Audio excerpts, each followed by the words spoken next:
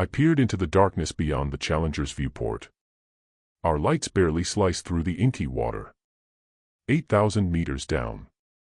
The pressure outside would instantly crush anyone. I gripped the metal railing hard, my knuckles turning white. "You okay there, Mitchell?" I turned to see Captain Evans standing behind me, his face illuminated by the blue monitor glow. "Yes, sir. Just taking it all in." He nodded, not entirely convinced. 3 weeks down here and you still look like you're seeing a ghost every time you gaze out there. I forced a smile. "Just a healthy respect for the deep, Captain." "Well, your healthy respect has produced some excellent samples. Dr. Phillips was just telling me about the extremophiles you collected yesterday." "Thank you, sir." As Evans walked away, I turned back to the viewport. It's pretty ironic. I'm a marine scientist who's terrified of the deep sea. Yet here I was on a research expedition to the ocean floor. I'd studied these depths for years from labs and research centers, but actually being here felt entirely different. I checked my watch. Time to collect the next batch of hydrothermal vent samples. I grabbed my equipment and headed to the collection bay. The next few hours flew by. I extracted minerals and biological samples from the collection units we'd placed near some active vents. Focusing on the work helped me not dwell on all the water enveloping our vessel. After logging the last sample, I put everything away and headed to the mess hall. The small room wasn't empty when I arrived. Sarah Bennett sat at one of the tables, talking animatedly with lots of hand gestures. Michael Harris sat across from her, looking down at a tablet and occasionally nodding without glancing up. "Tom." Sarah waved me over. "Come look at these readings." I grabbed a cup of coffee and joined them. "What am I looking at?" "Pressure anomalies." Sarah pushed her tablet toward me. "I've been tracking them for the past week. See these fluctuations? They don't match any known tidal patterns or underwater currents." I studied the graph. "Could be equipment malfunction." "That's what I said," Michael murmured without looking up from his own data. Sarah shook her head. "I've checked the equipment 3 times. These readings are accurate." "What do you think is causing them?" I asked. "That's the exciting part." "I don't know." Her hazel eyes lit up behind her rectangular glasses. "It could be a new type of deep-sea current or maybe seismic activity we haven't detected yet." I was about to respond when the mess hall door flew open. Ryan Wilson burst in, his blonde hair disheveled and his eyes wide. "We've got a situation," he said, breathing hard. "Japanese research vessel about 20 nautical miles from here. Their submersible is trapped at the bottom of the trench." The room fell silent. "How bad?" I asked, feeling my stomach tighten. "Bad. 4 scientists on board. They're stuck in some kind of crevice and can't maneuver out." Sarah stood up. "Have they sent coordinates?" Ryan nodded. "Captain wants everyone in the command center now." We followed Ryan through the narrow corridors of the Challenger. The command center was already buzzing with activity when we arrived. Captain Evans stood at the central console, his face grim as he spoke into a communication device. "This is Captain Evans of the Challenger. We're receiving your distress call." "Over." A crackling voice responded, heavy with a Japanese accent. "This is Captain Yamamoto of the Keiko. Thank you for responding. Our situation is critical. We understand you have a submersible trapped. Can you give us more details?" The Keiko was conducting an exploratory dive when it became wedged in a narrow crevice at approximately 10,900 meters. They have been trapped for 6 hours now. Oxygen levels are becoming critical. I felt my chest tighten when they mentioned the depth. The Challenger Deep is the deepest spot in all the Earth's oceans. Captain Evans looked around the room. "What assets do we have that can reach that depth?" Our chief engineer stepped forward. "The Shackleton can handle it. She's rated for 11,000 meters. How quickly can we deploy?" "She's ready to go. We'd need about 3 hours to prep for a rescue mission." Evans nodded. Start preparations immediately. He turned back to the communication system. Captain Yamamoto, we are preparing our submersible for a rescue mission. What's the estimated remaining oxygen supply for your crew? At current consumption rates, approximately 18 hours, but if they remain calm and conserve oxygen, perhaps 24. Understood. We'll keep this channel open. Please stand by for updates. As the command center erupted into activity, I found myself backing toward the door. The thought of going to the very bottom of the trench made me break out in a sweat. Evans caught my eye. Mitchell. Bennett. Harris. Stay behind. I need to speak with you. When the room had cleared, except for the essential personnel, Evans addressed us. I need 2 volunteers to pilot the Shackleton. The mission is to attach a rescue cable to the Keiko and guide it out of the crevice. Sarah immediately stepped forward. I'll go, Captain. Evans nodded. Your experience with pressure systems will be valuable. He looked between Michael and me. I need one more. Michael stared at his tablet. I'm not qualified for submersible operation. All eyes turned to me. I knew I was the logical choice. I had the training and experience with the Shackleton from previous research dives, though none nearly as deep as this would be. My mouth went dry. I'll do it. Evans studied me for a moment. Are you sure, Mitchell?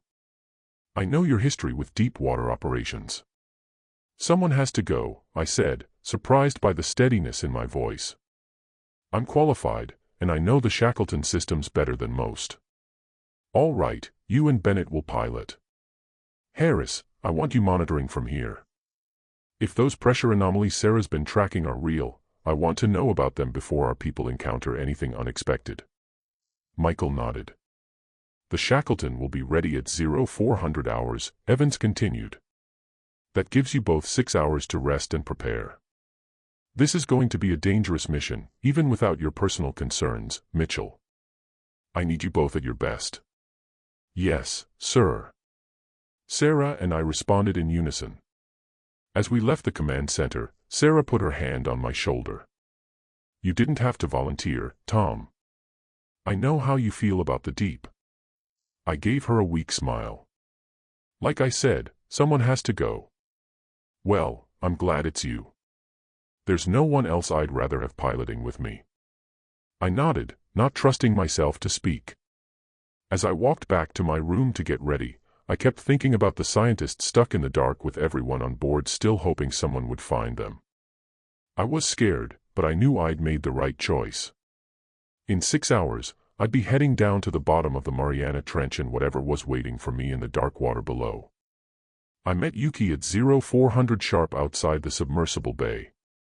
The Shackleton waited for us, our deep-sea sub with its tough titanium hull. 6 hours of tossing and turning had done little to calm my nerves. First time going to full trench depth. Yuki asked as she punched in the entry code for the bay. That obvious, huh? She gave me a small nod. Your hands, they're shaking. I stuffed them into my pockets. Just need some coffee. The preparation bay was busy, even though it was early.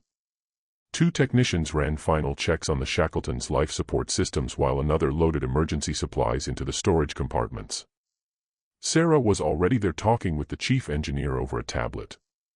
Took you long enough, she said when she spotted us. I've been reviewing the descent calculations.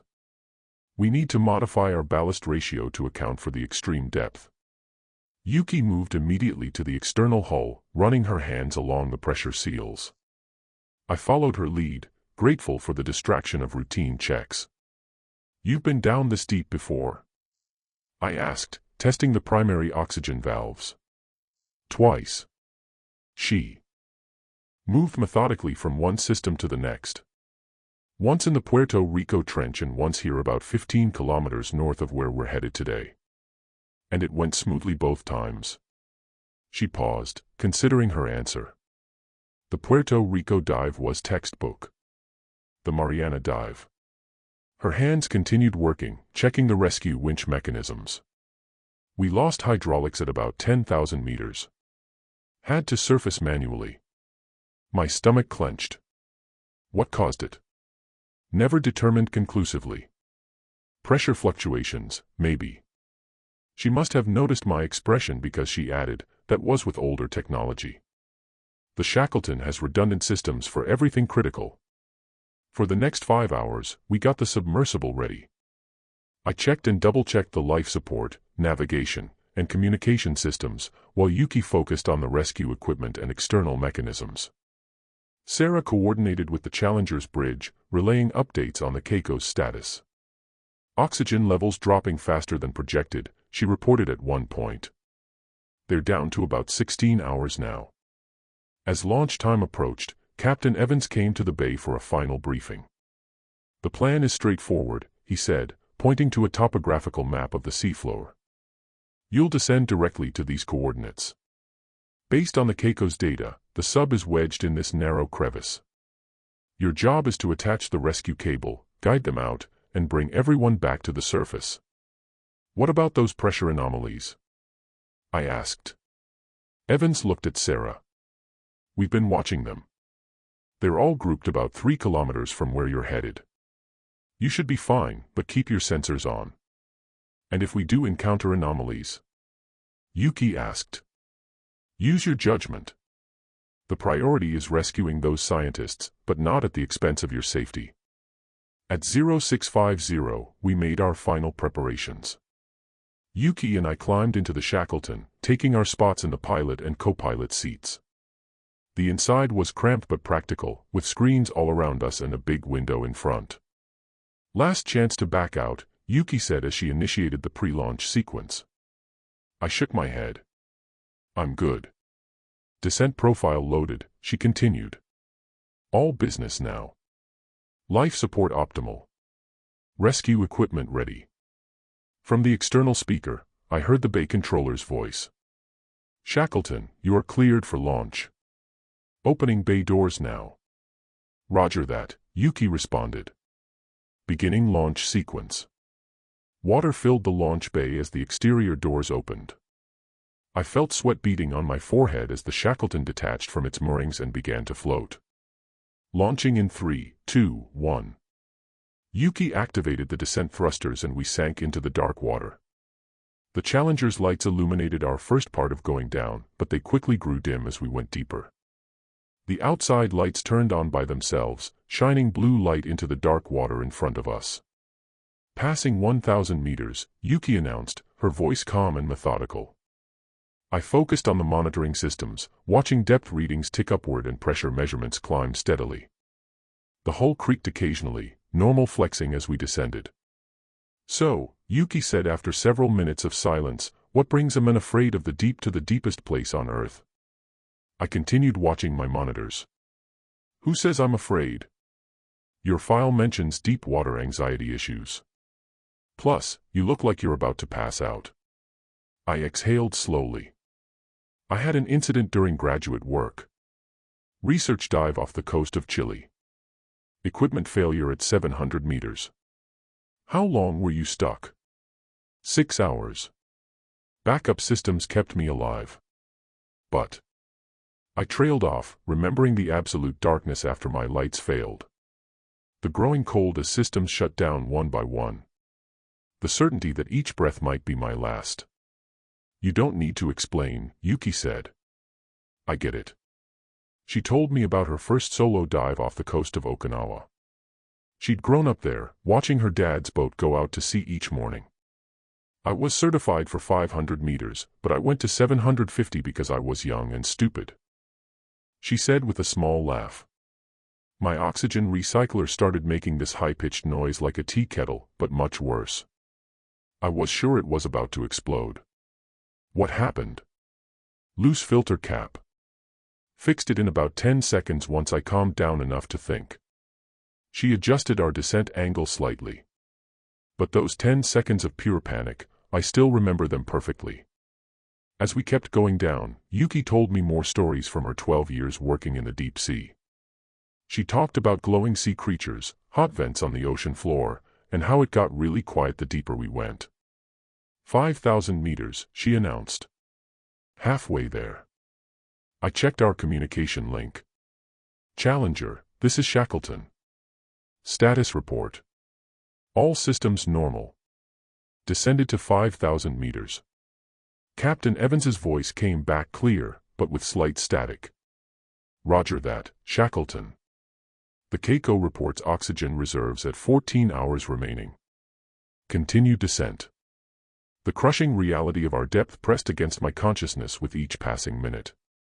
At 5,000 meters, we had more water above us than Mount Everest had height.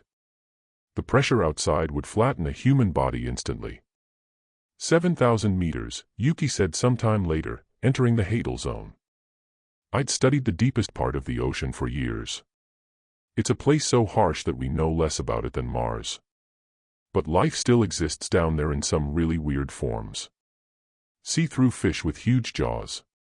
Bright red shrimp that can handle pressures that would flatten a submarine. Bacteria that live in conditions nothing else could survive.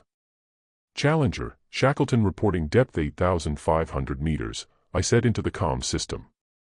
The response came back garbled. Challenger, please repeat. You're breaking up. Shackleton. Continue descent. Keiko oxygen 12 hours. Yuki adjusted the communication settings. We're getting into the interference zone. We'll lose clear contact soon. Great, I muttered. Don't worry. The locational beacon will still function. They'll know where we are even if we can't talk to them. At 9,000 meters, the communication turned to nothing but static. We kept going in silence with only the sound of the Shackleton systems and the occasional creak of the hull. 10,000 meters, Yuki announced, approaching maximum recorded depth. The darkness outside was complete now, our lights only showing a few meters ahead. Bits of marine snow drifted past our window as we kept moving. There, Yuki pointed suddenly. Sonar is picking up the Keiko. I checked the instruments. 10,900 meters and closing. We should have visual soon. Our external lights caught the first glimpse of metal at 10,110 meters. A flash of reflective surface stuck in the wall of a narrow trench. As we moved closer, the submersible came fully into view. A round research submersible jammed into a tight crack in the rock face.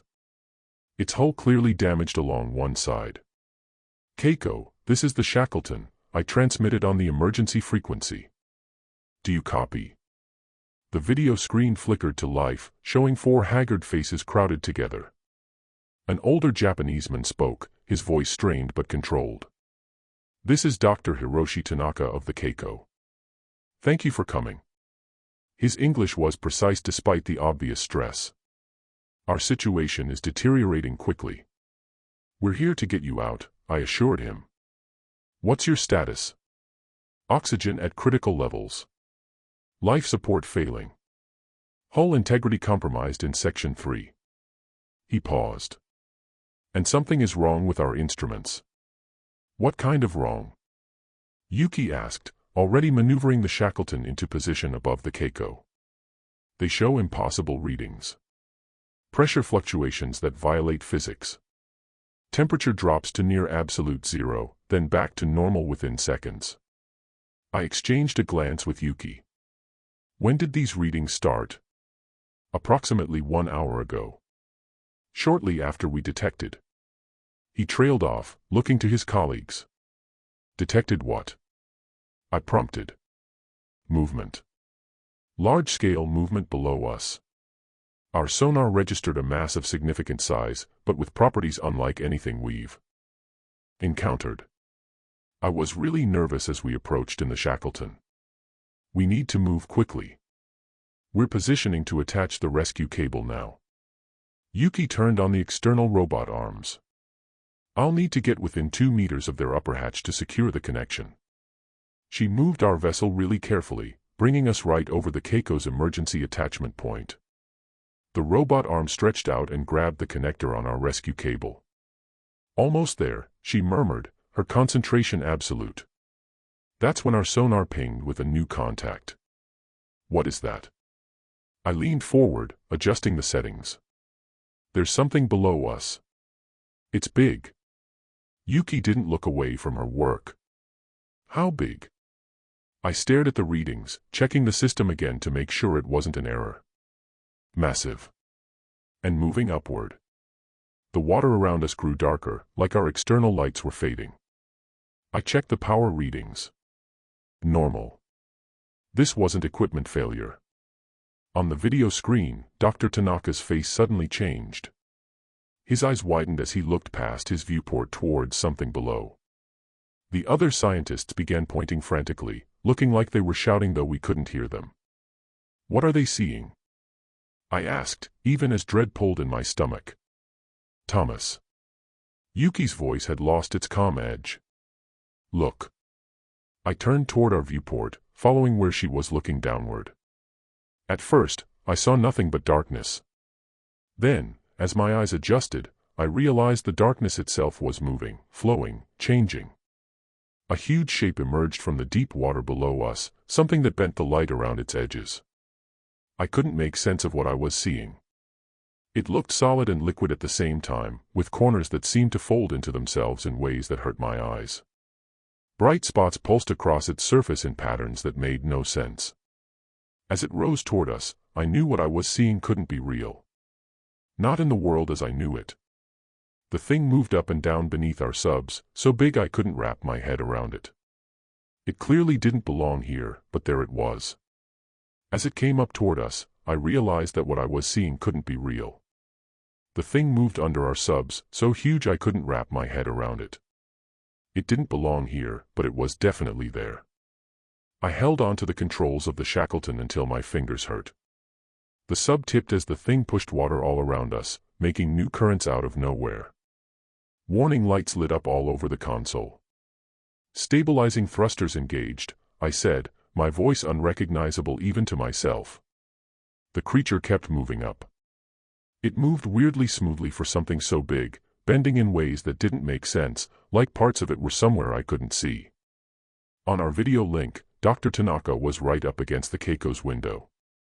Everyone else backed away in a group, scared, but Tanaka just kept staring. His eyes grew big as he watched the pulsing lights coming from the thing's surface. Those lights. I wanted to look away, but couldn't. They blinked in patterns that seemed to follow some kind of order. I almost understood. Blue-green glowing spots arranged in shapes that seemed to change the more I looked. They weren't just lights. They were sending some kind of message. I blinked and everything changed. When I opened my eyes, the Shackleton looked wrong. The control panel looked wobbly with buttons and switches moving around. The metal walls seemed to move in and out. My navigation screen showed weird symbols I'd never seen before. I blinked again and things mostly went back to normal. The controls were solid again, but not exactly like before. Something was different about them that I couldn't quite figure out. Yuki, I managed to say, do you see? Concentrating, she cut me off, her voice tight. Her hands worked the external manipulator controls with practiced precision. But I noticed her lips moving continuously. She was whispering something. I leaned closer, trying to make out her words without taking my eyes off the thing below us. Non-Euclidean transitional phasing requires 7-dimensional counterbalance, she murmured, the words making no sense to me. Asymptotic convergence at the boundary condition. These weren't phrases from any operation manual I knew. They sounded like advanced physics stuff way over my head math-wise. Almost there, she said louder, addressing me while still working the controls. The manipulator arms extended toward the Keiko's emergency attachment point, the rescue cable within inches of connection. A sudden movement drew my attention back to the video feed. Dr. Tanaka had placed both palms flat against the viewport, his face now inches from the glass. His colleagues appeared to be trying to pull him back, but he resisted them with unnatural strength. The entity below us pulsed, its light patterns accelerating. A tendril of its substance, neither liquid nor solid, but somehow both, rose directly between our two submersibles. Hurry, I urged Yuki, fighting to keep the Shackleton stable as new currents buffeted us. Cable locked, she announced just as the tendril touched the Keiko's hull. Dr. Tanaka began to scream. The sound came through our audio feed, but it didn't stop there. It tore through the Shackleton's hull, shaking the metal and going right into my bones. It wasn't just loud, it was wrong, like it had notes no person should be able to hear. My teeth hurt and I could taste metal in my mouth. On the video feed, dark lines spread across Tanaka's skin, starting at his fingertips where they touched the viewport. The lines split like veins, but they didn't follow any pattern I knew. They moved up his arms, hit his neck, and covered his face. The other team members backed away as Tanaka's face started to change. His features seemed to melt, like his skin had turned to liquid. His mouth stretched wider than any human mouth should. His eyes bulged, then multiplied. I wasn't seeing things. His body was changing in ways that shouldn't be possible. Thomas. Yuki's voice cut through my horror. Help me initiate ascent. I focused on the controls again. The rescue cable was attached, but we needed to get the Keiko out of the crack before we could start going up. I turned on the winch, pulling the cable tight while Yuki moved us into position. But the thing wasn't done yet. More of those snake-like arms rose up around us, wrapping around both subs. Where they touched the Shackleton's hull, frost patterns showed up on our window. Ice crystals that kept growing and changing as I looked at them. One of those arms pressed against our outside camera, and our video feed from the Keiko turned into weird repeating patterns that kept splitting into smaller copies of the same image. What is that thing? I asked, knowing Yuki couldn't possibly have an answer. Non-locally manifesting higher dimensional intersection, she replied without hesitation, as if reciting a definition. Her voice had changed, becoming flat and precise. Our three-dimensional spacetime can only perceive a projection of its true form. I stared at her momentarily, forgetting the horror outside. How could she know that? How could anyone know that? Emergency ascent protocol engaged, she announced suddenly, her fingers flying over the controls. Maximum thrust. Hold on. The Shackleton's engines roared to life, pulling against the thing's weight. The rescue cable grew tight as we pulled the submersible from where it was stuck. Warning alarms went off as we pushed past the recommended limits on several systems. I tried to keep track of how we were rising, but my vision started breaking apart. Every light broke into rainbow-like beams. The control panel seemed to split into layers, each showing different readouts. Yuki seemed to leave trails when she moved, like I was seeing multiple versions of her at once. Thomas. Her voice came from everywhere at once. You need to maintain consciousness. Focus on something constant. I tried to respond, but my mouth wouldn't form words. The pressure in the cabin fluctuated wildly, not just air pressure, but something more fundamental. Gravity itself seemed to waver, crushing me into my seat one moment and nearly lifting me from it the next. Yuki grabbed my arm with a tight grip. Her nails dug into my flesh, breaking skin. The sharp pain momentarily cleared my foggy thoughts. Count with me, she instructed. Her voice now coming from just one location again. I tried to follow her count, but the numbers got all weird in my head. It was like the glowing stuff from that thing had messed with my brain, making me think stuff I couldn't shake off. My arm hurt worse as Yuki squeezed harder. I looked down at the small cuts where her nails dug into my skin. The blood was acting strange, just hanging there in the air. I started to black out with my vision going dark around the edges. The last thing I saw was Yuki's face looking weirdly calm while everything went crazy around us. Her eyes were all bloodshot, but she kept working through the ascent steps like a robot. Then everything just broke apart, and I remembered nothing more. Pain woke me up. Not the sharp, specific kind that comes from an injury, but an all-over body ache that made even breathing hard. I opened my eyes to a blurry ceiling, trying to figure out where I was. He's waking up again, a woman's voice said somewhere to my left. I turned my head and felt pain shoot through my neck.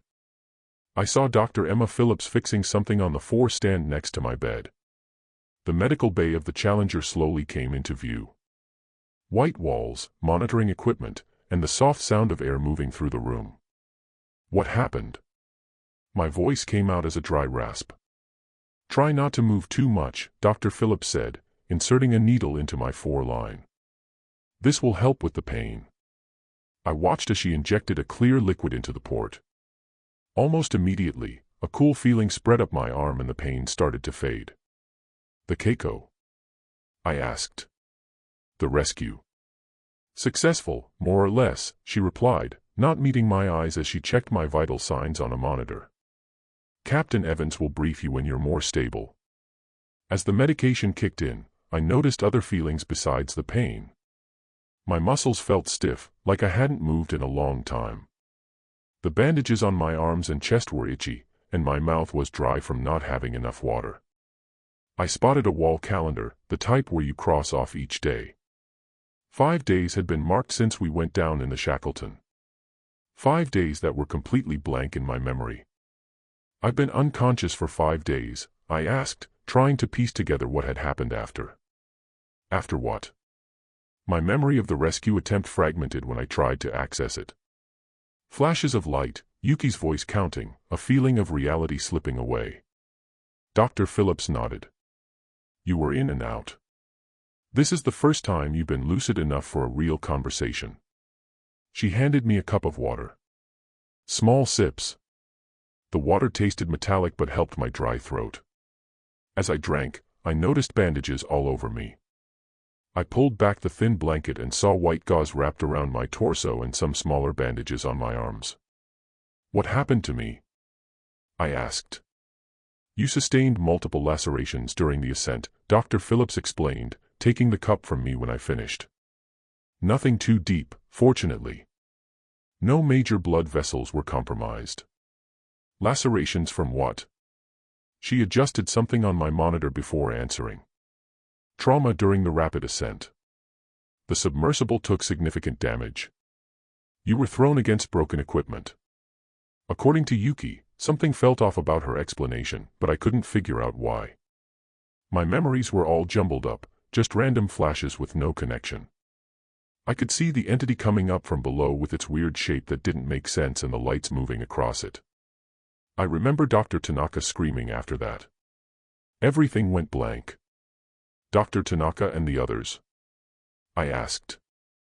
"They're alive," Dr. Phillips said, her tone carefully neutral.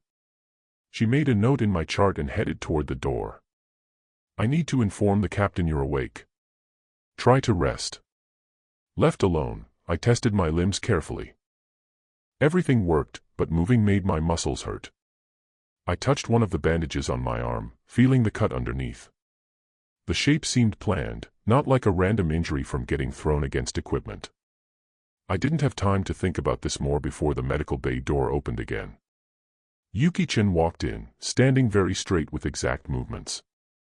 Something about her had changed since I'd last seen her. She seemed more still than before. "Good to see you conscious," she said, stopping at the foot of my bed. Her voice held the same calm efficiency it had during our descent, but now it lacked any emotional undertone. "They tell me it's been 5 days," I said, studying her face. No visible injuries, but the blood vessels in her eyes still showed the broken capillaries I remembered from our ascent, giving her sclera a reddish tint. 5 days, 7 hours, and approximately 22 minutes since we initiated emergency ascent protocols, she confirmed with unsettling precision. "What happened down there?" I asked. "After I lost consciousness." Yuki looked around the room before turning back to me. "We finished the rescue operation even though we ran into some problems. We got the Keiko out and brought it up with the Shackleton." "Complications," I repeated. "You mean the thing we saw?" Something flickered across her expression, gone so quickly I couldn't identify it. "The deep ocean has a lot of weird stuff scientists haven't figured out yet." "That wasn't a jellyfish or a new species of squid, Yuki." "That was." I struggled to find words that could describe what we'd encountered. "That was something impossible." "Impossibility is a limitation of perception, not of reality," she replied, her voice taking on that same flat quality I'd heard in the Shackleton when she'd spoken of non-Euclidean transitional phasing. "Our three-dimensional sensory apparatus cannot properly interpret higher dimensional structures." I felt deeply unsettled as I stood in the medical bay. This wasn't the Yuki I'd descended with. The words coming out of her mouth belonged in an advanced theoretical physics seminar, not from a submersible pilot. "How did we get back to the surface?" I asked, trying a different approach. "I initiated emergency ascent protocols and maintained optimal trajectory despite variable pressure conditions." Her gaze shifted slightly away from mine. "The Shackleton systems performed adequately until the final 1,000 meters, at which point multiple failures occurred simultaneously." "And the Keiko?" "Dr. Tanaka and his team, they were recovered. Their submersible sustained significant structural damage. Dr. Tanaka experienced an adverse physiological reaction to pressure anomalies." Her explanations gave me the facts but left out the important stuff, like she was hiding something on purpose. Whenever she talked about going back up to the surface, she looked away from me, staring at the wall, the equipment, anywhere except my eyes. "You're not telling me everything," I said. Yuki's hands went to her left wrist, touching a pattern on her skin. I hadn't noticed her do this before. "I can't tell you everything while you're still recovering. Captain Evans will fill you in later." Before I could ask more, she turned stiffly and walked out of the room, moving weirdly. I lay back, trying to understand what just happened. This Yuki wasn't the same person who'd told me stories about her first dive off Okinawa. Something was different about her, like she wasn't quite herself anymore. I couldn't figure out what had changed, and not knowing scared me more than any answer would have. Hours went by. Dr. Phillips came back twice to check on me and change the 4-bag, but she dodged all my questions with typical doctor talk. I slept on and off, having weird dreams full of strange lights and impossible shapes. I woke up to find Captain Evans standing by my bed, his face looking more worn out than I remembered. "Mitchell," he said with a nod. "Good to have you back with us." "Thank you, sir." I tried to sit up straighter, wincing as the movement pulled at my bandaged cuts. Evans pulled up a chair and sat beside the bed. Unlike Dr. Phillips and Yuki, he looked me directly in the eyes, but I didn't like what I saw. He seemed wary and careful in a way he hadn't been before. "I need your account of what happened during the rescue operation," he said. "As much as you can remember." I described our descent, finding the Keiko, and the appearance of the entity from below. Evans listened without interrupting me, his face blank even as I tried my best to explain what we'd seen that made no sense. When I mentioned how Dr. Tanaka's face had changed, his features rearranging themselves, Evans's jaw tightened slightly. "And after that," he prompted when I paused. "I don't remember anything else. Everything just fell apart." Yuki was counting, trying to keep me focused, but reality stopped making sense. I rubbed at my temple, feeling a headache building. The next thing I knew, I was waking up here. Evans nodded slowly. "That aligns with what we could salvage from your mission logs." "Salvage?" "All data from the Shackleton's external cameras and sensors was corrupted upon return. Same with the Keiko's systems. We have fragments of audio, some partial environmental readings, but nothing conclusive." "That's convenient," I said, immediately regretting my tone when Evans's eyes narrowed. "You think this situation is convenient, Mitchell?" His voice remained level, but I caught the edge beneath it. "I have one submersible with catastrophic damage. 4 Japanese researchers in various states of medical distress. And half a dozen crew members exhibiting symptoms we can't explain." "I'm sorry, sir. I didn't mean." He waved away my apology.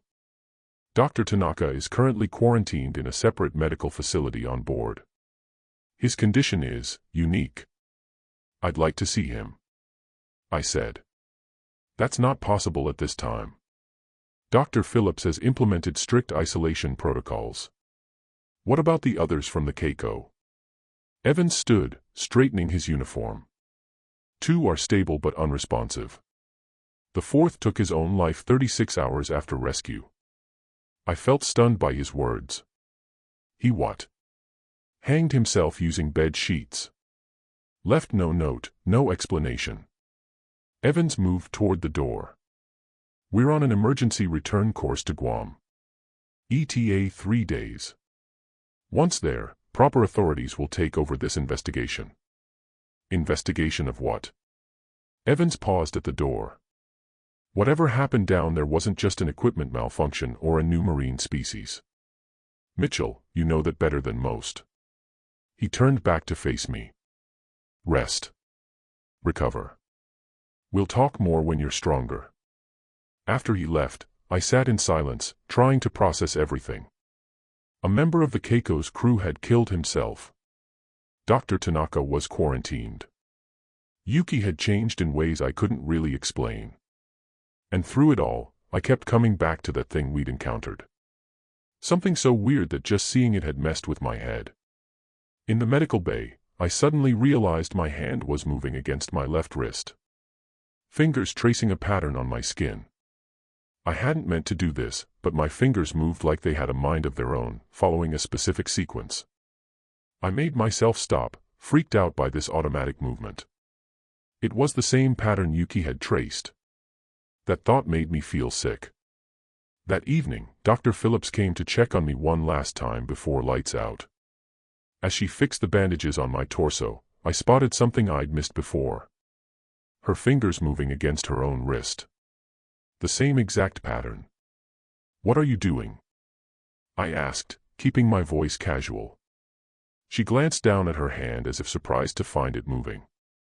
"Oh, just a nervous habit. It seems like a specific pattern." Her expression remained neutral, professional. I hadn't noticed. She finished changing my bandages and stepped back. "You're healing well. If you continue to improve, we can move you back to your quarters tomorrow." "Can I see the submersible logs?" I asked. "The ones that weren't corrupted?" "That would be up to Captain Evans." She disposed of the old bandages and washed her hands methodically. "Is there anything else you need before I go?" I shook my head, watching as she left. Once alone, I swung my legs over the side of the bed, testing my strength. The pain was better now, dulled by medication and time. I stood carefully, holding onto the bed rail until I was sure I wouldn't fall. The bathroom was only a few steps away, but the short walk left me winded. I leaned against the sink, catching my breath before looking up at the mirror. My reflection shocked me. Pale skin, dark circles under my eyes. 5 days' worth of stubble. But what caught my eye were the edges of bandages visible at the neckline of my medical gown. I needed to see what was underneath. I slowly peeled back the tape on one of the bandages on my forearm. Beneath it was a cut about 3 inches long, not deep, but straight, like it was made with a scalpel instead of from hitting broken equipment. I removed another bandage to find a similar cut, but at an angle to the first. I kept going, taking off every bandage I could reach, revealing a network of cuts across my arms and torso.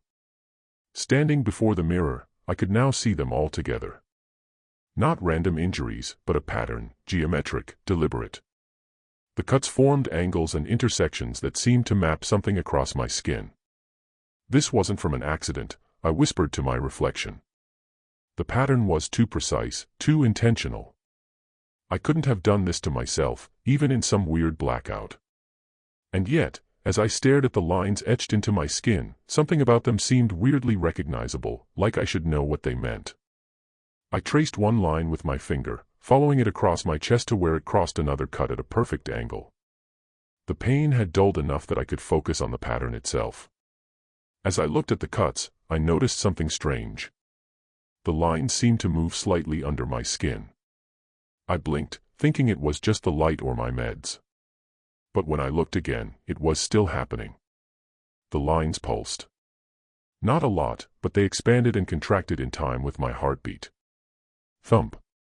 Expand. Thump. Contract. It matched perfectly, which couldn't just be random. I put my fingers against my neck, feeling my pulse. With each beat, the lines on my skin reacted, moving just barely, but definitely there. What had happened to me down there? What had the entity done? I couldn't stop wondering as I looked at the weird pattern cut into my skin, a pattern connected to my heartbeat, to Yuki's changed behavior, to Dr. Phillips's unconscious tracing. I remembered what happened to Dr. Tanaka. The dark lines spreading across his skin as he pressed his hands against the viewport. Lines that branched like veins but didn't follow any normal body pattern. I looked back at my reflection at the cuts that now pulsed with each beat of my heart. They were the same patterns. I checked my pulse by touching my neck. With each beat, the lines on my skin moved a tiny bit, but they definitely moved. The bathroom mirror showed the truth. The geometric cuts on my body weren't random. They made the same pattern I'd seen on Dr. Tanaka's skin before I blacked out. I put the bandages back on carefully so Dr. Phillips wouldn't know I took them off. Back in bed at the medical bay, I stayed awake for hours, thinking the same questions over and over without finding answers. By morning, I knew what I needed to do. I had to look into what happened, starting with whatever data we still had from our encounter. Dr. Phillips let me go that afternoon and told me to rest and take it easy. As soon as she left me at my room, I went straight to the research lab instead. The Challenger was quieter than normal. Fewer people in the hallways, and those I saw moved weirdly. No one looked me in the eye. The lab was empty when I got there, which was perfect for me. I logged into the main computer and opened the mission data archive. The system confirmed what Captain Evans told me. Most of the data from both the Shackleton and the Keiko was corrupted. All that was left were bits and pieces. I started with the external sensor logs, looking at environmental readings. Temperature data came up first, and I moved closer to the screen, not sure if I was seeing it right. According to these bits, the water temperature around our subs had dropped when the entity appeared, going from about 2 degrees Celsius to minus 270.3 degrees Celsius in less than 10 seconds. That couldn't happen. Water freezes at 0 degrees Celsius normally. Even considering the extreme depths and pressure changes, nothing explains a temperature that close to absolute zero, 273.15 degrees Celsius, in the ocean. At that temperature, molecules barely move. Water would be more than frozen. It would be in a quantum state nobody had ever seen in nature. I ran a check on the temperature sensors, but the system said they were working fine during the dive. The readings weren't mistakes, or at least the equipment thought it was recording real conditions. Next, I looked at the sub's outside camera footage. All that was left were bursts of static mixed with fractals, patterns that repeated at different sizes, very similar to what I'd seen when the entity touched our camera. I couldn't get a single usable frame. The audio logs were just as weird. Most had only white noise, but one piece caught the moment Dr. Tanaka started screaming. I paused before playing it, then turned down the volume and pressed the button. The sound that came out wasn't human. It started as Tanaka's voice, but changed into something else. A layered vibration that seemed to have frequencies beyond what we can normally hear. My teeth started hurting just like they did in the sub. The lab lights flickered and the computer itself restarted without warning. When the system came back on, a warning message showed that 3 other computers nearby had also crashed. The scream had somehow affected the electronic systems even as a recording. I sat back and rubbed my eyes. None of this made sense with what we know about physics, biology, or technology. Looking for answers. Michael Harris stood in the doorway with the corridor lights behind him. I hadn't heard him come up. Something like that, I replied, watching as he entered the lab. His movements seemed normal, not displaying the mechanical precision I'd noticed in Yuki and Dr. Phillips. I'm trying to understand what happened down there. Michael nodded and took a seat at the terminal next to mine. Captain Evans asked me to analyze the remaining data. I've been at it for 3 days. He rolled up his sleeves as he turned to his computer. That's when I noticed the marks on his forearm. Red lines scratched into his skin, making angles and crossing patterns. What happened to your arm?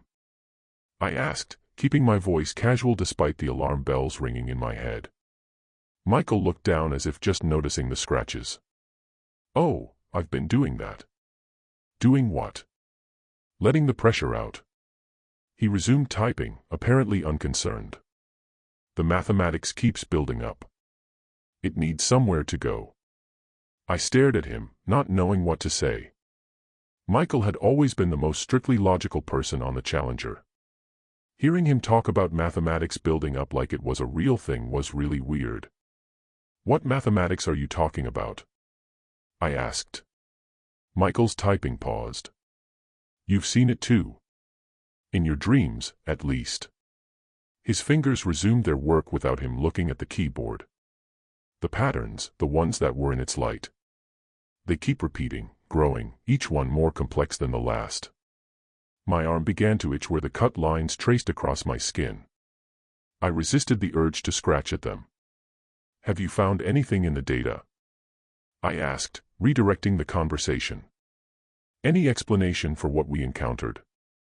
Explanations require a common framework of understanding, Michael said, his voice flat. We lack the cognitive architecture to contextualize what we experienced.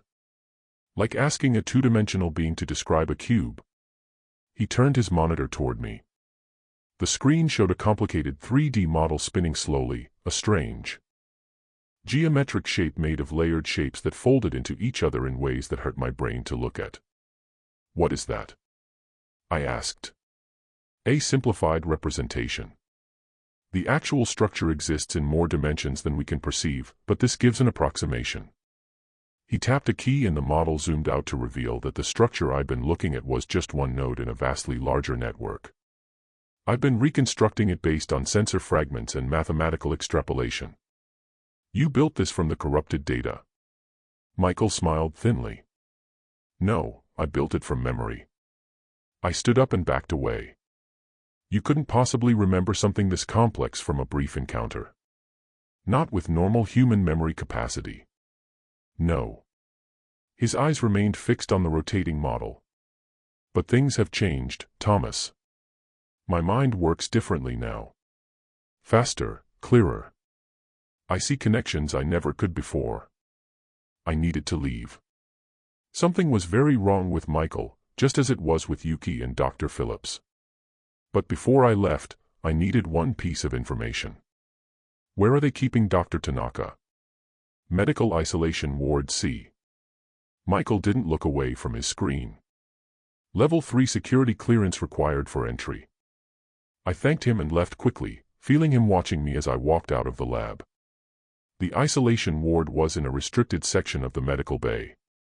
Getting in would be hard without proper clearance, but I knew the Challenger's systems and rules well enough to find a way in. I spent the next few hours watching the medical staff's rotation schedule. During shift change, there was a short window when the junior technician, Lee, was alone at the desk. I'd worked with Lee on previous trips.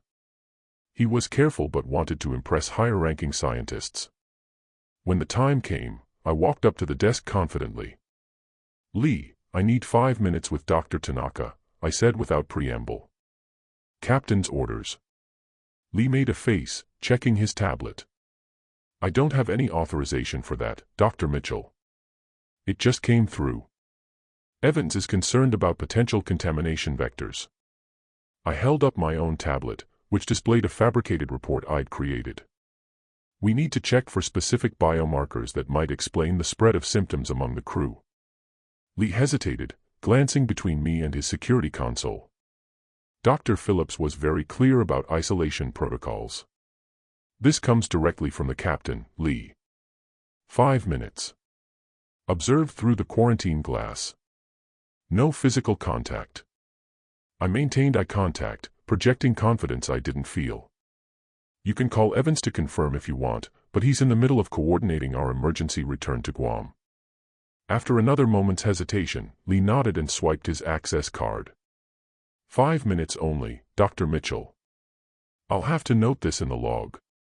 Of course, I agreed, moving past him toward the isolation chamber. A short hallway opened into a viewing area with thick glass separating us from the patient room. On the other side, the room was plain white with just a bed and some medical equipment. Dr. Tanaka was sitting on the edge of the bed, not moving at all with his back to us. I could see the strange patterns on his neck and arms from where I stood. Dark lines that really showed up against his light skin. They looked like the same weird marks I'd found on my own body. But his were bigger and way more obvious. Dr. Tanaka, I called through the intercom. It's Thomas Mitchell from the rescue mission. No response. He remained motionless, not even his breathing visible. Dr. Tanaka, I need to ask you about what happened in the Keiko. About what you saw before we arrived. Still nothing. I was about to try again when he moved. He just sort of popped up to his feet. The way he moved looked weird. It was too smooth, like he didn't need to struggle to get up like normal people do. Dr. Tanaka. Slowly, he turned to face me. I stepped back, my back hitting the wall. Tanaka's face looked completely wrong. His left eye sat higher than his right, and his mouth stretched too far on one side. Even worse was how his face seemed to move. Like his features were in multiple places at once, making a blur that I couldn't make sense of. The lines I'd seen on his neck now ran all over his face, making a pattern that pulled and twisted his skin in different directions. Where the lines crossed, his skin folded inward at angles that just shouldn't be possible on a person's face. Can you understand me? I asked, my voice barely audible even to myself. Tanaka's head tilted at an unnatural angle. His mouth opened, and I got ready for another scream that would mess with reality. Instead, he talked in a strange voice that sounded like multiple people speaking at once. Understanding requires equivalence of perception. You remain bound to three-dimensional sensory processing. What happened to you? I asked. Expansion. His misaligned eyes fixed on me. The entity remapped my neural architecture to accommodate higher dimensional information processing. Are you still human? He made a sound that was almost like laughter, but it sounded off somehow. Being human is just one small way of thinking. I still remember what it felt like. But I've gone beyond those limitations now. The patterns, I said, pulling back my sleeve to reveal my own geometric cuts. They're all over the crew. What do they mean?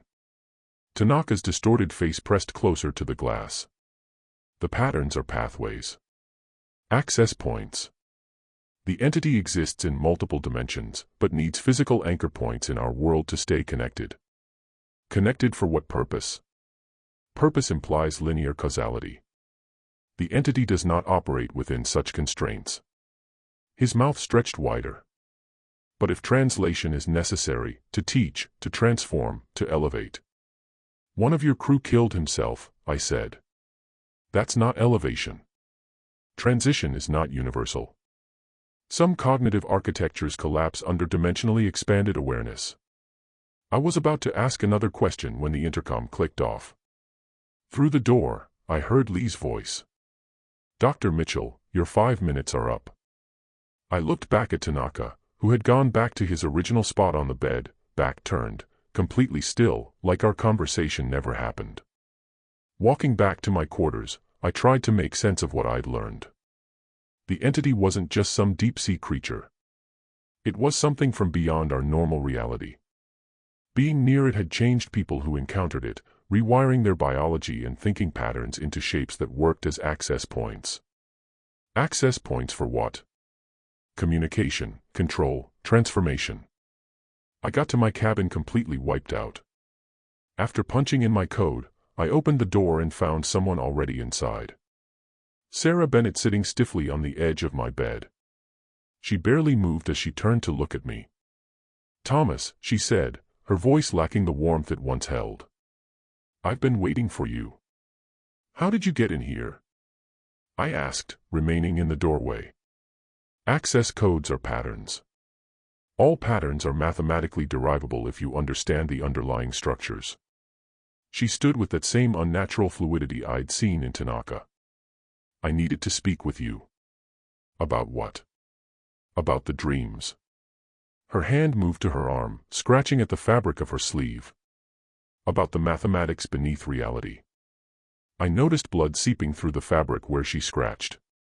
Sarah, you're hurting yourself. She looked down at her arm like it didn't even matter. The pain is worth it. It helps me see things clearly. Sarah rolled up her sleeve, showing the same geometric pattern I recognized on her skin. But unlike my wounds, which looked like they happened all at once, hers were in different stages. Some still bleeding, others with scabs or old scars from picking at them over and over. The dreams began 3 nights ago, she continued, seemingly unconcerned about the blood. Recursive sequences that reveal the mathematical underpinnings of physical reality. Each night the patterns grow more complex, more beautiful. Sarah, I said carefully. Something happened to us. Down there. To all of us who were exposed to the entity. These aren't just dreams. Something is changing in our minds, in our bodies. Yes. Her expression brightened with an approximation of her old enthusiasm, though it didn't reach her eyes. Exactly. We're being reconfigured to process higher dimensional information. Our brains are being rewired, neuron by neuron. That doesn't concern you. Concern requires uncertainty about outcomes. I have none. She took a step toward me. In my dream last night, I saw what we're becoming, Thomas. I saw beyond the veil of three-dimensional spacetime into a reality so vast, so intricate that human language cannot contain it. As she spoke, she continued scratching her arm, digging deeper until fresh blood ran freely down her wrist. Her face showed no pain, only an intense focus. The entity, she went on, it's not a creature as we understand life. It's a nexus point where multiple dimensional planes intersect with our reality. Its appearance in the trench wasn't coincidence. It was mathematics. Probability curves converging at exact coordinates in spacetime. I took a step toward her, reaching for her bleeding arm. Let me help you with that. Sarah pulled back really fast. No, the patterns must be maintained. They're calibrating, Thomas. Connecting our brains to the frequencies of the entity. Sarah, listen to yourself. This isn't you talking. This isn't the scientist I know. I am more myself than I have ever been. Her eyes fixed on mine with unsettling intensity. Science seeks understanding of reality. I understand more now than all of human science combined. The entity showed me equations that unify quantum mechanics and relativity. It revealed mathematical proofs that resolve paradoxes we struggled with for centuries. As she spoke, I noticed her movements growing smoother and more exact, like she suddenly knew exactly what she was doing. You should embrace the change, Thomas, she said, her voice dropping to a whisper. It hurts at first. Yes, the human mind wasn't designed to comprehend dimensional mathematics. But once you stop resisting, once you allow the patterns to complete themselves. Her expression shifted into something approaching reverence. It's beautiful. Like seeing colors that have always existed but were beyond your perception. I've seen Dr. Tanaka, I countered. What's happening to him isn't beautiful. It's a transformation that's destroying his humanity. Sarah's head tilted at the same unnatural angle I'd seen from Tanaka.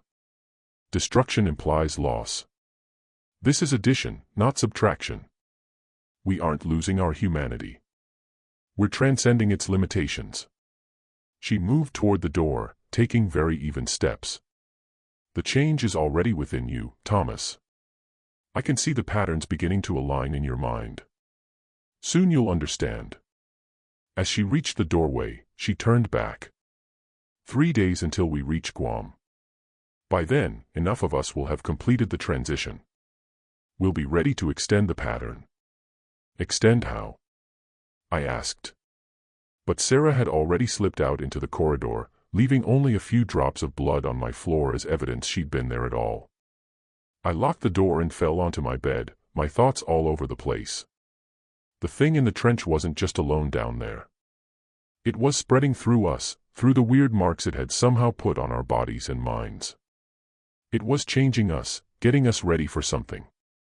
The cuts on my skin started to itch again, and I noticed my fingers moving toward them, wanting to scratch and make the patterns deeper like Sarah had done. I pulled my hand back. 3 days until we got to Guam. 3 days to figure out what was happening to everyone on the Challenger and to stop it before whatever this thing was could reach the mainland. 2 days after my conversation with Sarah, I sat in my quarters looking at a chart I'd made on my tablet. 7 names lined the left column, each with notes tracking how they were getting worse. 7 crew members who now had those strange geometric patterns on their skin. Who traced invisible math on their wrists. Who talked about dimensional constants and weird geometries. I'd been documenting everything, recording conversations, taking pictures of the spreading marks, noting behavior changes, the way they moved so precisely, how they all used the same phrases about higher dimensional information processing and mathematical underpinnings of reality, how none of them seemed worried about their own health anymore. My own cuts had started to heal, but they still itched all the time. Sometimes I caught myself scratching at them without thinking, making the patterns deeper. Each time, I had to grab my own hand to stop. The tablet screen blurred as my eyes lost focus. I hadn't really slept in 2 days. How could I? When every time I closed my eyes, the pattern showed up. Geometric shapes expanding and shrinking, folding through dimensions I couldn't quite see. The ship's announcement system made a crackling sound. This is Captain Evans. We remain on emergency protocol. Estimated arrival at Guam in 3 days, 4 hours. All crew are required to report for medical evaluation according to the schedule posted in each section. That is all. His voice sounded strained, like he was trying to be in charge, but was worn out. At least he still wasn't showing symptoms. Yesterday, when I told him what I'd found about the spreading condition, he put everyone in quarantine right away and had us speed up toward Guam, even though it would burn more fuel. I grabbed my tablet and walked to the research lab. The hallways of the Challenger seemed different now, quieter, with crew members walking too stiffly instead of the normal relaxed way they used to move. Those who had symptoms just gave me quick nods, moving like robots. The ones who didn't have symptoms yet, not many left now, stuck close to the walls and wouldn't look at anyone. In the lab, I set up the blood testing equipment and got a sample for my arm. Since finding the geometric patterns on my skin, I'd been testing my blood, trying to see if anything weird was happening to my cells. The microscope made a low noise as I put the fresh sample on the slide. Looking through the eyepiece, my blood cells seemed normal at first. Red cells floating in plasma with some white cells here and there. But when I zoomed in all the way, I saw the strange stuff again. Tiny crystal-like structures were floating between my blood cells. Things I couldn't find in any medical book. They had geometric shapes, like tiny versions of the patterns on my skin. But the way they behaved freaked me out the most. When I looked right at one structure, it stayed in one spot and shape, but every time I blinked or looked away and back again, the structures were in different positions, different angles, different spots, like they only became fixed when someone was watching them. Quantum particles did this, existing as waves of possibility until someone looked at them. But quantum stuff wasn't supposed to be visible at our level, and definitely not in blood at room temperature, unless something had changed the basic rules. I recorded how the structures behaved, tracking how they rearranged themselves during the split second when I blinked. Each new pattern seemed connected to the growing designs of the larger network. These changes weren't random. They followed math patterns I could almost figure out, but not quite. After 2 hours of looking, I sat back from the microscope and rubbed my eyes. I was starting to form a theory that went against normal physics, but matched everything we'd seen since we found that thing in the trench. What if that entity existed in more than 3 dimensions? What if by touching it, we'd become doorways for forces from higher dimensions to enter our 3D world? I turned to my computer and started writing. My working theory: the entity encountered at 10,900 meters in depth exists simultaneously in multiple dimensions beyond our perceivable reality. Contact with this entity has altered human biology at the quantum level, allowing higher dimensional structures to manifest within 3-dimensional substrates, i.e., our bodies. The geometric patterns represent mathematical formulas that facilitate this dimensional bridging. The behavioral changes observed in affected crew members may indicate restructuring of neural pathways to accommodate processing of higher dimensional information. Information that human brains were never evolved to handle. This would explain the obsession with mathematical patterns, the mechanical precision of movement, and the apparent loss of emotion or conventional human behavior. I stopped and thought for a moment. If I was right, this thing wasn't just changing people. It was using them to break into our world. Everyone who got affected became like a radio picking up broadcasts from somewhere else. And if this spread beyond the ship, I needed to call the mainland. Tell someone what we might be bringing back with us. I ran to the comms room on the upper deck. The door was open, but inside everything was torn apart. The wall panels were off with wires hanging out everywhere. The main radio was in pieces all over the floor. In the middle of the room was Yuki, her hands moving way too fast as she put the pieces together into something new, a weird branching structure that kept growing from the center. "Yuki," I said, stunned by the destruction of our communication equipment. "What have you done?" She turned to me real quick. The blood vessels in her eyes looked darker now, making the whites look almost black. "I'm establishing a proper transmission array," she replied, her voice eerily calm. "Standard radio technology is insufficient for higher dimensional signal propagation. You've destroyed our only link to the mainland. Three-dimensional communication has become obsolete." Her fingers continued their work, twisting wires and circuit components into impossible configurations. "It needs to hear us. All of us. Across the dimensional boundary." "What needs to hear us?" I asked, though I already knew the answer. "The entity. The nexus point. The intersection." Her head tilted at that now familiar unnatural angle. "It reached through to us. Now we must reach back." I took a step toward the door. "I need to tell the captain. Captain Evans no longer commands this vessel." Yuki's hands paused in their work. Authority structures require common frameworks of understanding. Those frameworks no longer apply. I backed away from her, then turned and ran toward the bridge. I needed to find Captain Evans, to warn him that things had gotten worse than we'd expected. If Yuki had disabled communications, what else might the affected crew members be planning? The corridors felt longer as I ran, like the distances were bigger than I knew they actually were. It was my mind playing tricks on me, I told myself. Whatever was in my blood was messing with how I saw things. I reached the bridge and pushed through the door without waiting. "Captain, we have a situation." The captain's chair was empty. In fact, the entire bridge was deserted except for one person, Sarah Bennett, standing in front of the big window. She had her back to me and was standing weirdly stiff as she looked out at the ocean. "Sarah," I said, trying to keep my voice steady. "Where's Captain Evans?" She didn't respond immediately. When she did begin to turn, her movement looked off. Jerky, but smooth at the same time, like different parts of her body were turning separately from each other. "The captain is being prepared," she said, her voice layered with harmonics that hadn't been present before. "As are the others." Her face came into view, and I had to grab the nearest console to keep from falling backward. Her features had changed, looking just like what I'd seen happen to Dr. Tanaka. Her left eye sat higher than her right, and her mouth stretched too far on one side. But worse, her face seemed to be in multiple places at once, like I was seeing several slight movements all happening together. Where her normal face used to be was now a grid of lines. The geometric pattern in its final stage. At the points where these lines crossed, her skin folded inward, making impossible angles on what used to be a human face. "It's beautiful once you understand," Sarah said, her voice emanating from a mouth that opened wider than human anatomy should allow. "I didn't see it at first either, Thomas.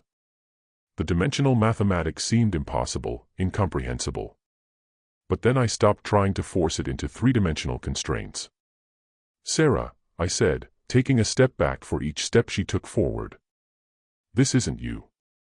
Whatever that thing did to us in the trench, it's changing you. Changing all of us. Change implies difference from an original state." Her head rotated slightly without her neck moving. "This is revelation, not alteration. The patterns were always there in the quantum substrate of reality. We simply couldn't perceive them." She raised her hands toward me, and I watched in horror as they changed, her fingers breaking apart, bending weirdly, then coming back together in new ways as she moved. "You're nearly there yourself, Thomas," she said. "I can see the patterns aligning in your mind. Just let go of the constraints. Let the mathematics flow through you." Her fingers reached for my face, stretching way longer than should be possible, as her skin kept breaking apart. Her body was changing in ways that made no sense. "Don't fight it," she whispered as her transformed hands drew closer. No one can fight it. The entity exists in all possible dimensions simultaneously. It's already inside you, already rewriting what you are at the quantum level. I backed against the door, trying to grab the handle behind me. Sarah smiled way too wide. Her eyes looked different now, and I could see the weird glowing patterns from that thing in the trench reflected in them. "Join us," she said, her voice now a chorus of overlapping tones. "Understand the mathematics beneath reality." I slammed the bridge door shut just as Sarah's impossible fingers reached for my face. Her hand caught in the closing door, but instead of hearing the expected scream, her fingers simply detached, falling to the floor where they continued to move on their own across the metal. I ran. My boots pounded against the corridor floor as alarms suddenly blared throughout the Challenger.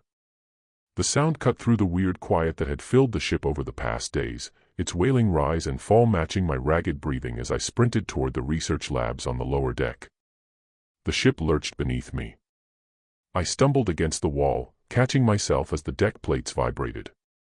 The engine's steady noise that I usually ignored faded to silence. We were dead in the water. I passed the mess hall where two crew members sat perfectly still, their bodies angled in ways human spines shouldn't bend. They watched me with eyes that moved independently of each other, but made no move to come after me. Not yet. The research lab was my only option. It contained equipment we might use to understand what was happening. And more importantly, it had reinforced doors designed to contain hazardous materials. I rounded the final corner and nearly collided with Ryan Wilson. His eyes were wide with panic, his communications uniform torn at the shoulder. "Mitchell." He grabbed my arm. "What the hell is happening?" "I just saw Kowalski crawling on the ceiling." Literally on the ceiling. I pulled him along with me toward the lab. "No time to explain. We need to get somewhere secure." "The engines are down," Ryan said, keeping pace. "I tried calling the mainland, but comms are completely fried. Yuki did something to the equipment." We reached the lab doors. I punched in my access code with trembling fingers. The doors slid open to reveal two people already inside. Dr. Phillips and a junior engineer named Martinez. Phillips was bent over a microscope while Martinez was frantically gathering equipment. "Lock it down," I told Ryan as we entered. "Everything. Security Protocol 7. Ryan moved to the main terminal and started the lockdown sequence while I turned to Phillips. Dark red lines showed at her collar and moved up her neck, the start of the pattern. Her eyes still looked clear and focused. "I've been studying my own blood samples," she said without preamble. "The crystalline structures are multiplying. They're changing the cellular composition at the quantum level." Martinez looked up from the storage cabinet where he was collecting tools. "I'll weld this door shut." "Yes, they're coming. I saw them in the corridor." I nodded, and he moved to the entrance with a portable welding kit. The lab had two doors, the main entrance and a smaller emergency exit. Both would need to be secured. "How long have you been here?" I asked Phillips. "About an hour. After Captain Evans started." She trailed off, her hand unconsciously moving to scratch at the pattern on her neck before she caught herself. "He's one of them now. Started ordering the unaffected crew into the cargo hold. Said it was for necessary preparation. Martinez and I ran here instead." A thud against the outer door caught our attention. Through the small reinforced window, I saw Michael Harris staring in at us.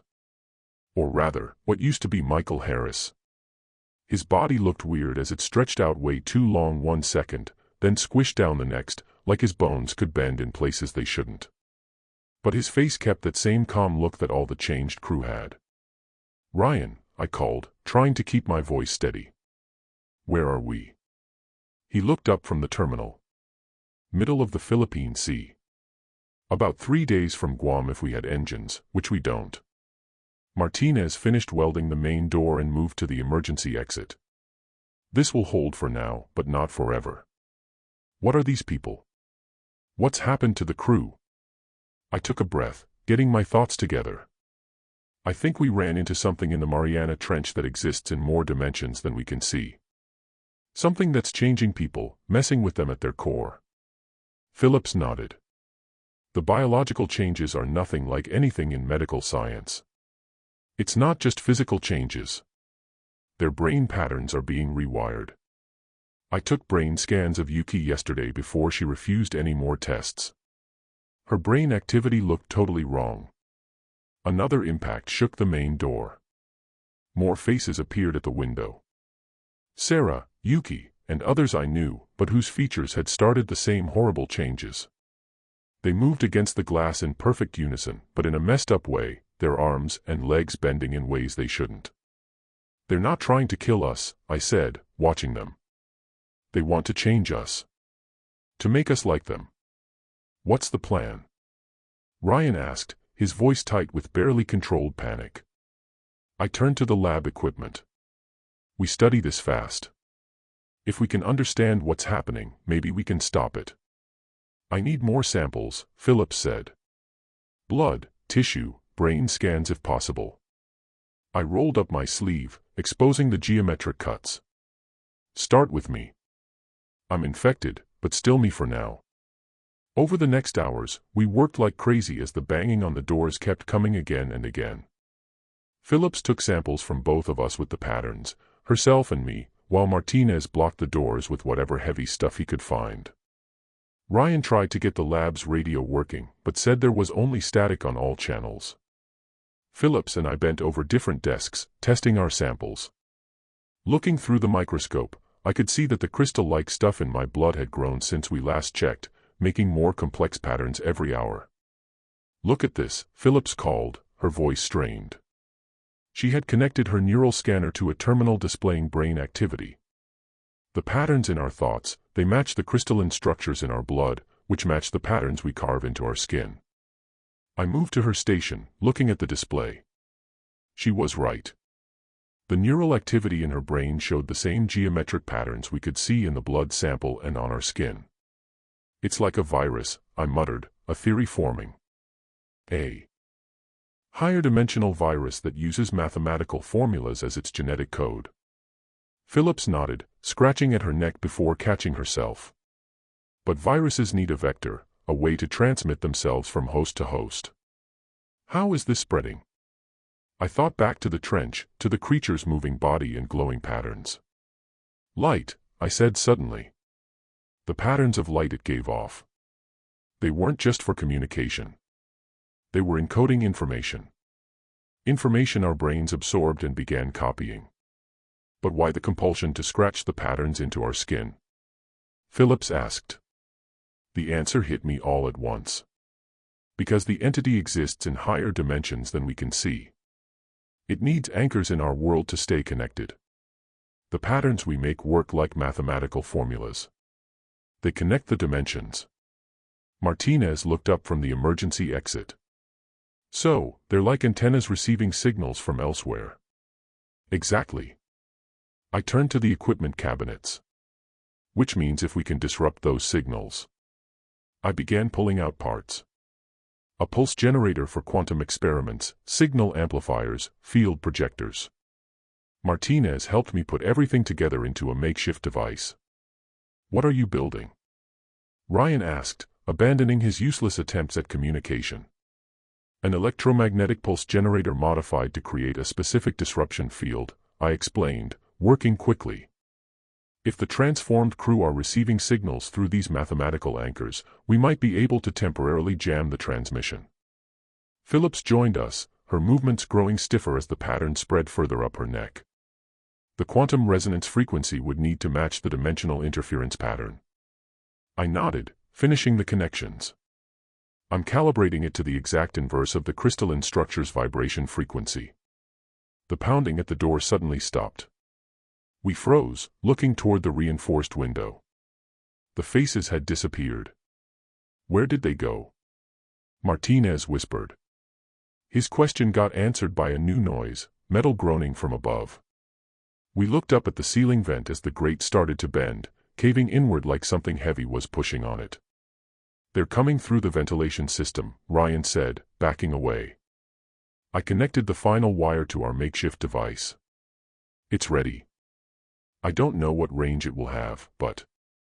The ceiling grate tore free, clattering to the floor. Sarah's face appeared in the opening, her features still twisted in that impossible way.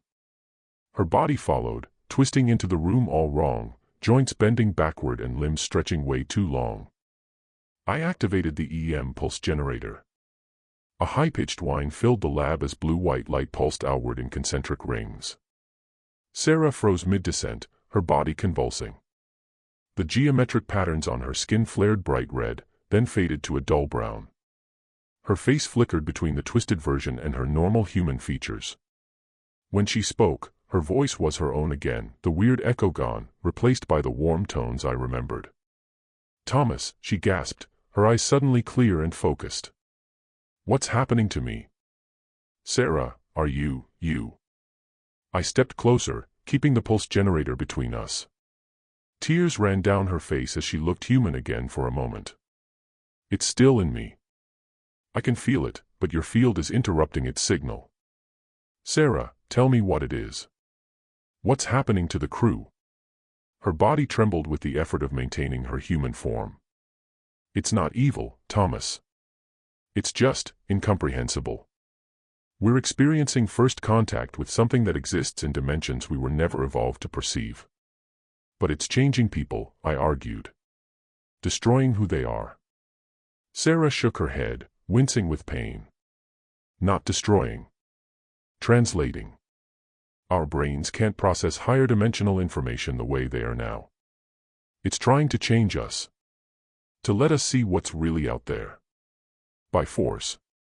Without consent. It doesn't understand consent. Doesn't understand individuality as we do." Sarah's voice grew strained, her features beginning to shift back toward their transformed state. "It exists across all dimensions simultaneously. To it, we're just limited projections of higher dimensional beings. It thinks it's freeing us." The device in my hands began to overheat, the blue light flickering. "The field is failing," Phillips warned, her own voice sounding strange as the patterns on her neck pulsed. Sarah's body jerked, her limbs starting to stretch again. "Listen to me, Thomas. You can't stop this. None of us can. It's already inside all of you. The math, the patterns. They'll complete themselves eventually. There has to be a way," I insisted. "The ship." Sarah gasped, her voice beginning to layer with harmonics again. "The quantum stabilization system in the auxiliary research bay. It was designed to create stable conditions for quantum experiments. It might temporarily."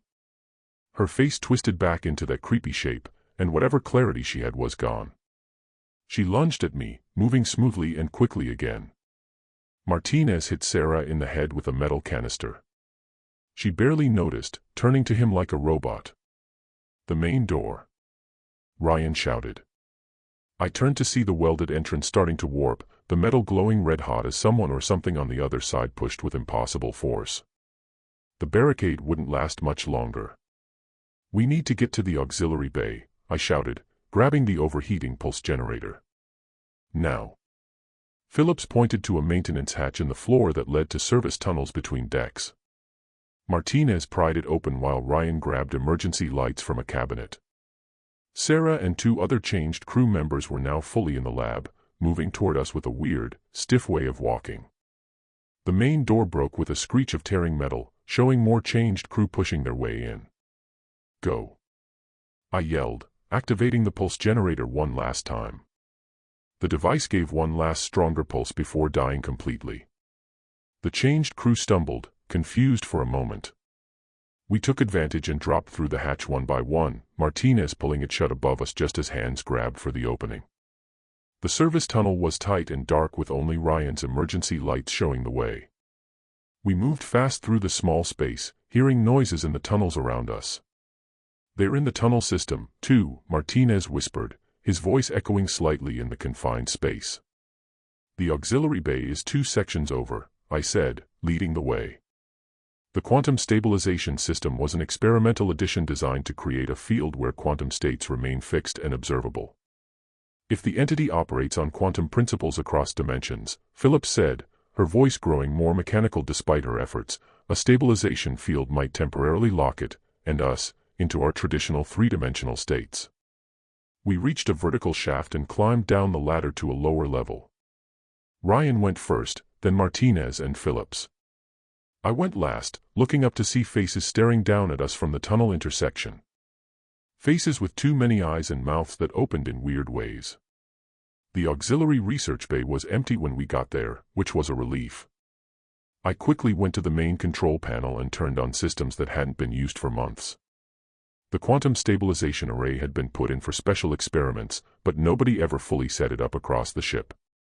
"Help me reroute power," I told Martinez, who immediately began connecting auxiliary power lines. Ryan locked the door while Phillips fixed the emitter. He was moving pretty stiffly now. "Will it work on the whole ship?" Ryan asked. "No," I replied, typing in command sequences. "The field has limited range, but if I can amplify it through the ship's power core, we might cover enough area to temporarily revert everyone." Banging started at the door. Through the small window, I saw Captain Evans's face, or what was left of it, pressed against the glass. His skin looked just like the others now, covered in those weird geometric patterns. "Hurry, Ryan," urged, bracing himself against the door. Martinez connected the final power coupling. "Ready." I entered the activation sequence, and the system started up with a low hum. Rings of blue-white light spread from the emitter array like our makeshift pulse generator, but way stronger. The effect was immediate. Captain Evans jerked back at the window, his face switching between transformed and human forms. Throughout the ship, we heard screams. Not the reality-warping screams from the trench, but human cries of confusion and pain. Phillips collapsed to her knees beside me, her body shaking violently. The patterns on her neck faded from angry red to dull brown, becoming almost invisible. When she looked up, her eyes were clear again. "It's working," she whispered. The field spread out to its maximum range, covering most of the ship. Through the door window, I saw the crew members who had changed now stumbling in the corridor, their bodies partly going back to normal human shapes. Some fell to the floor, passed out. Others leaned against walls, looking at their hands in confusion. I helped Phillips to her feet as the system leveled out, its hum becoming a steady background sound. "How long will it last?" Martinez asked. I checked the power readings. "A few days at most." The system wasn't designed to run continuously. Ryan finally stepped away from the door, loosening up a bit. "What happens when it fails?" I touched the patterns on my arm that were still there but not active while the field was on. "This is temporary.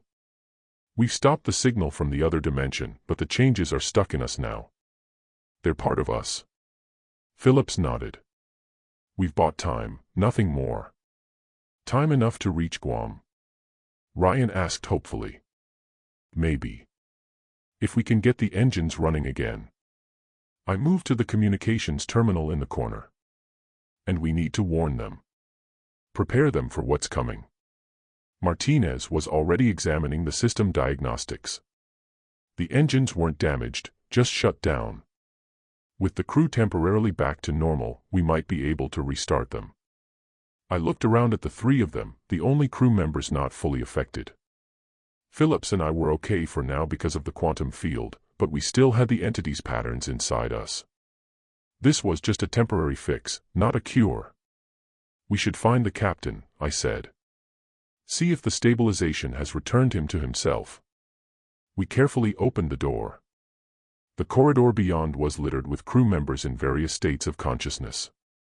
Some sat against walls, staring at their hands in confusion. Others lay unconscious on the floor, their bodies returned to normal human proportions. Captain Evans was among them, sitting with his back against the wall opposite our door. His face was his own again. The geometric patterns faded to almost invisible lines across his skin. When he looked up at us, recognition flashed in his eyes. "Mitchell," he said, his voice rough but human. "What did you do?" "Activated the quantum stabilization system," I replied, kneeling beside him. It's temporarily reversed the effects of whatever happened to the crew. I remember everything, Evans said, horror creeping into his voice. I was aware the entire time, watching my body move, hearing my voice say things, but I couldn't stop it. Like being a passenger in my own skin. Phillips came over, her medical background kicking in even after what she'd been through. Looks like it brought everyone back to how they were before they fully changed, but our cells are still not normal. Evans got up slowly as I helped him. How long? The system can run for 3 days at current power levels, I answered. Maybe 4 if we divert non-essential power. The captain nodded, looking up and down the hallway. Then we have 3 days to reach Guam and figure out what to do next. I kept quiet. We all knew we might be screwed. The entity had changed us at a basic level, down to our quantum structure. The stabilization field just put the process on pause for a while. I helped Captain Evans toward the bridge while other crew members started getting back up around us. We had 3 days of normal life. 3 days to get ready for whatever came next when our brains might start seeing things humans weren't meant to see. Whether we liked it or not.